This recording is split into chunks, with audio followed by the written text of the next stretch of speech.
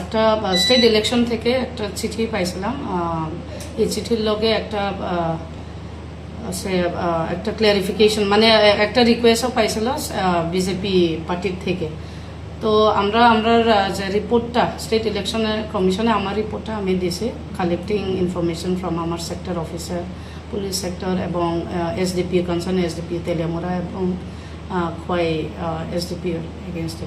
তো মেইন ইস্যুটা হয়েছে 10-3 যেটা বাতি ময়দান এসবি স্কুলে, এটা তুলাসিকর ব্লকের আন্ডারে। এটার মধ্যে আমার টোটাল ভোটার আছে 800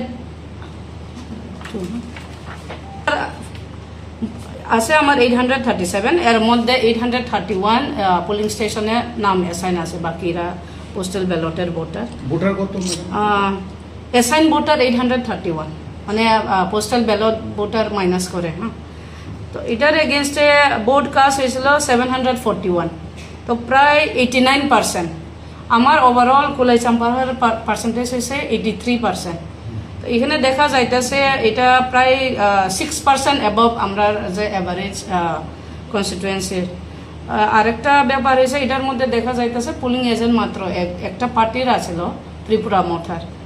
এখানে যে পার্টি কমপ্লেন করছে বিজেপিরা, তারা এটাই এলিজ করছিল যে হয়তো বা এখানে ভোট রিগিং হয়েছিল বা পোলিং এজেন্টে বাইর করা হয়েছিল, এরকম একটা কমপ্লেন। কিন্তু আমরা যে রিপোর্টটা আমি ফিল্ড থেকে কালেক্ট করছিলাম, এরকম কোনো মানে রিগিং বা জোর করে বের হওয়া এরকম কোনো রিপোর্ট আমি কারোর থেকে ফিল্ড লেভেল থেকে পাইনি।